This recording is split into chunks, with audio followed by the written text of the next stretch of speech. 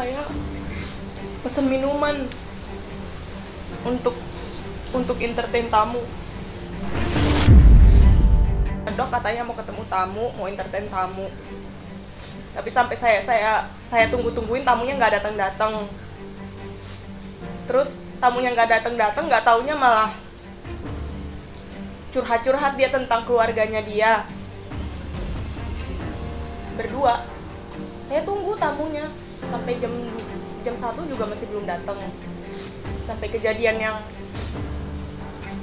lebih parah lagi daripada pegang tangan juga terjadi. Dia mau nyium saya nggak mau. Saya nggak mau dicium. Terus jadi pertama tuh dia curhat dulu soal keluarganya lah. Dia bilang, saya tuh capek sama keluarga saya, kata gitu. Apalagi sama istrinya yang di Jakarta, yang ada istrinya yang di Jakarta, saya capek banget, kata kayak gitu. Maksudnya itu masalah pribadi. Saya tuh paling nggak, gimana ya, saya suka dengerin orang curhat, saya suka, tapi dari orang yang deket sama saya. Sedangkan bapak ini belum deket ya sama saya, masih saya anggap kayak bos saya gitu. Tapi ya katanya itu teknis pendekatannya dia sama saya. Terus dia bilang, cobalah kamu buka pelan-pelan hati kamu. Kayak, sorry pak, saya bukannya apa, saya nggak mau. Saya emang nggak mau ada ngasih celah sedikit pun untuk kayak buka hati untuk bapak gitu kan. Terus kayak dia, masa kamu, yaudah kita lihat aja nanti, kamu tega nggak ngelihat saya berjuang untuk kamu, dan kamu tega nggak buka hati buat saya. Dia bilang kayak gitu. Saya tuh bener-bener udah mau kabur parah.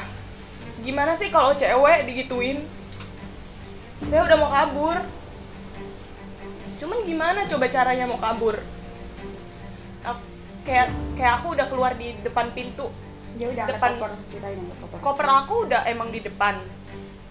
Terus aku udah di depan pintu, aku udah mau bawa koper aku keluar. Apa? Sinilah dulu katanya. Sini, kayak suaranya langsung keras. Kayak kalian tau lah suaranya bapak tuh kayak gimana, kayak sinilah dulu kamu, kayak gitu. Masa cuman kayak gini aja kamu langsung udah keluar, tamunya aja belum datang, kayak gitu. Kayak maksa banget, bukan apa lagi, kayak tapi maksanya tuh modus gitu loh. Ya udah, akhirnya kayak gitu terus berkelanjutan sampai kayak mau dia ngerayu lagi saya, bilang kayak mau ngasih dari 4 juta jadi 10 juta. No, kayak aku udah bilang sama bapak, aku bilang saya nggak munafik, saya nggak butuh uang, tapi kalau misalnya bapak mandang saya kayak gitu, nggak apa, saya nggak mau lah, saya nggak mau karena uang aja. Itu sama aja kayak jual diri nggak sih?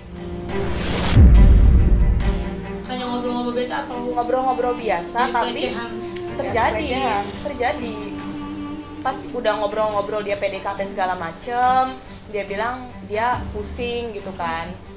Terus jadi dia curhat segala macem. Dia request sama saya, kamu bisa nggak, ini salah satu bagian dari pekerjaan kamu, gitu. Iya, apa tuh pak, gitu kan. Coba tolong kamu cariin dulu video bokep untuk saya. Masa kerjaannya kayak gitu? Coba tolong aspri di luar sana, coba kasih tahu saya. Ada pernah disuruh cari video bokep nggak? Tapi ya udah, katanya kan itu that's the part of the job. Aku dengan berat hati, ya udah nggak apa-apa lah, cari ya. Saya cari terus saya kasih. Dia nonton di depan saya. Di sebelah nih, kayak sebelah-sebelahan gini nih. Bapak tuh sebelah kanan, saya sebelah kiri. Jadi dia nonton di depan saya. Dia pakai sarung, pakai kaos hitam. Saya masih ingat, kaos hitam pakai sarung. Terus dia udah nonton itu sambil dengerin lagu tapi dia sambil nonton video itu. Terus dia nonton, dia ngomong gini,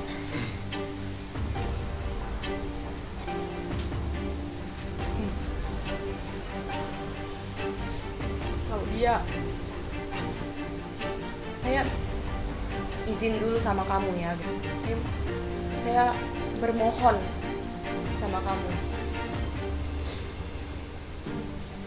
kalau setidaknya kamu gak mau tidur sama saya, apakah boleh saya minta kamu untuk pegang?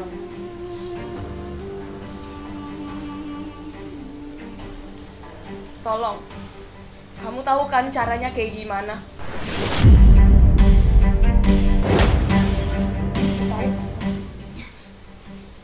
Ini masih minta izin dulu. Ya minta izin gitu. Kamu tolong. Maaf Pak, nggak bisa, nggak mau. Terus kayak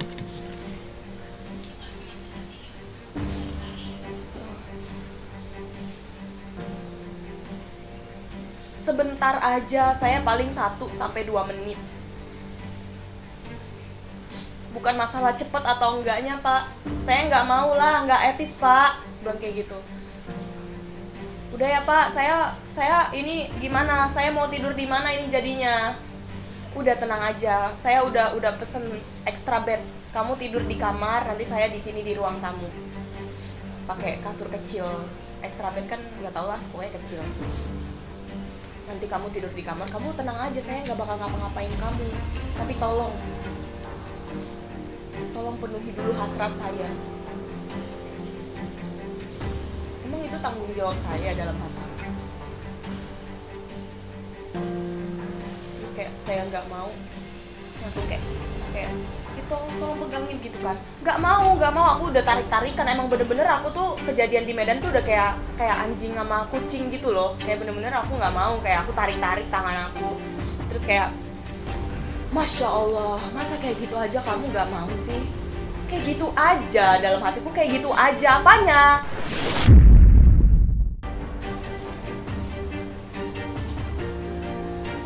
Terus kayak ya udah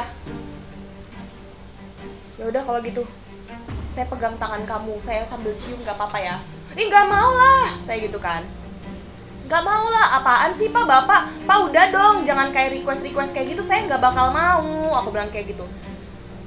Abis itu dia yang kayak, ya sudah kalau gitu biar saya aja langsung keluarin gitu kan. Abis itu udah saya kayak, aduh apaan, dia langsung kayak gini nih, kayak gini 1 menit. Nggak tahu ya, mungkin pas udah rasa-rasa mau keluar dia langsung kayak, kayak pegang tangan aku kayak gini. Terus kayak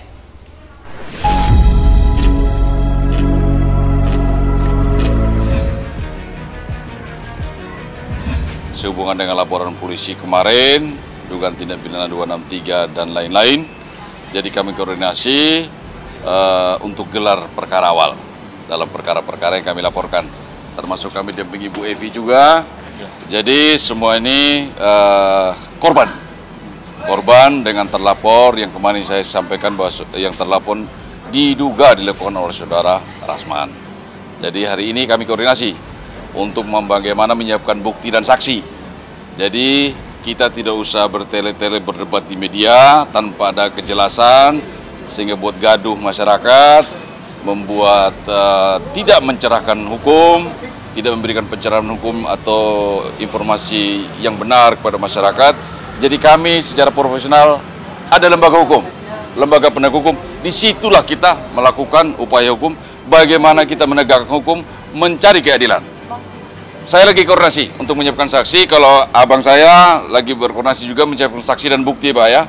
Jadi mungkin dan sudah ada saksinya, akan maraton ini. Termasuk ya saksinya ya. Saksi kami juga ini. Saksi juga Ya. semua, Bu Evi juga saksi, Ya. jadi korban. Ya. Dan apa yang dia sampaikan dan akumulasi daripada apa yang dia lakukan Ya. berdampak kepada korban-korban yang lain. Korban lain, betul. Termasuk Richard Lee, termasuk Sampul, Ya. termasuk Bu Evi dan yang lain-lain. Tapi tentunya kembali lagi kepada apa yang disampaikan oleh Pak Rudi Gabunang tadi. Ya. mari kita luruskan masalah sesuai dengan penegakan hukum. Ya. Sehingga yang benar katakan benar, yang salah adalah salah. Kita tidak mencari pembenaran, tapi mencari kebenaran hukum.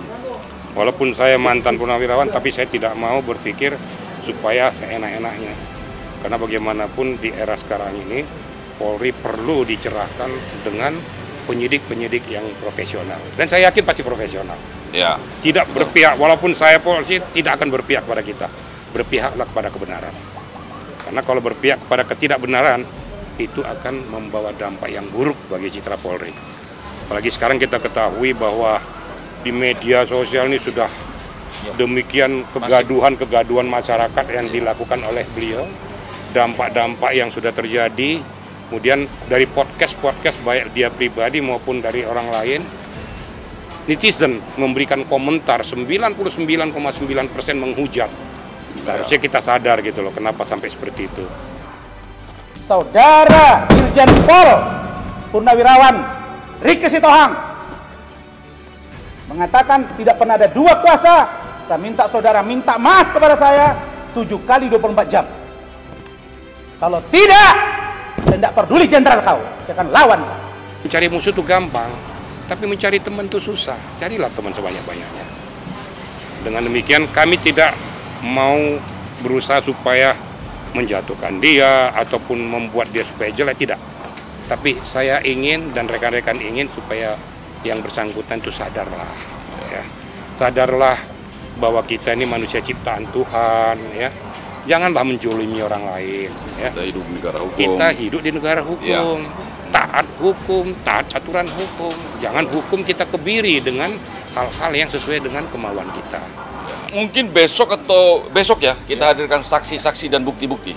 Dan kami ini saling silang saksinya ini. Dan kami semua ini bisa dikatakan saksi.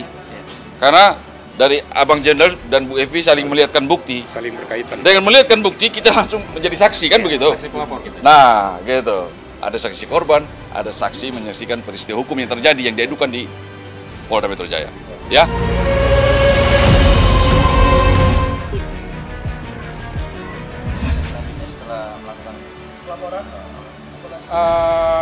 Saya pengennya kayak gini ya. Saya pengen buat laporan itu ketika saya sudah yakin bahwa saya akan menang. Jadi saya nggak mau buat LP itu cuma asal LP doang.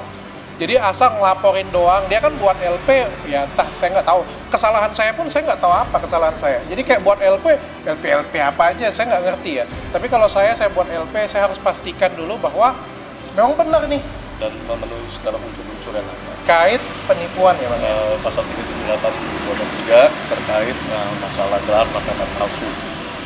Yang dimana kami menduga terlapor ini keabsahannya dalam melaksanakan pekerjaannya. Kan kita dapat data dari Dikti ya Bang ya? Iya.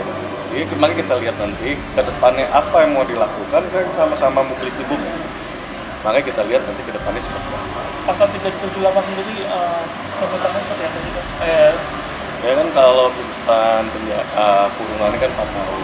Tapi mari kita lihat nih bahwa selama ini dokter sebagai kliennya, apakah benar dia sebagai klien dari seorang pengacara dan melaksanakan itu yang klien saya rasakan. Makanya pada saat beberapa waktu kemarin itu mulai terungkap bahwa ada beberapa pernyataan dari Dikti sendiri, dari organisasi advokat sendiri yang sudah menyatakan bagaimana sih kok bisa menjadi lulus seorang advokat tetapi ijazahnya belakangan. Kan itu menjadi sebuah pertanyaan. Dan itulah yang ada di dalam yang dirasakan oleh klien saya. Makanya itu klien saya memakai haknya dia sebagai masyarakat untuk melaporkan kejadian ini. Betul, tapi saya nggak mau melaporkan pencemaran nama baik mungkin ya. Saya lebih pengen ke penipuannya saja deh.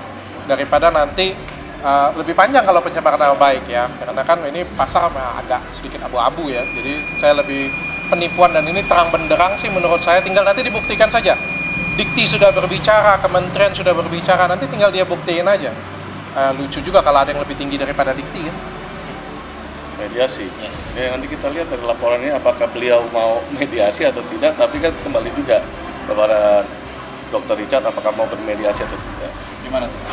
Waduh, kalau saya ditipu oleh pengacara bodong, saya merasa disakiti sekali ya, sampai semua jadi berantakan seperti ini, jadi besar dan melebar kemana-mana ya jadinya ya, gara-gara cuma bukan pengacara tapi ngaku-ngaku jadi pengacara, dan ini berbahaya sekali, sangat rugi sekali. Makanya saya gugat baliknya 500 miliar, nggak main-main.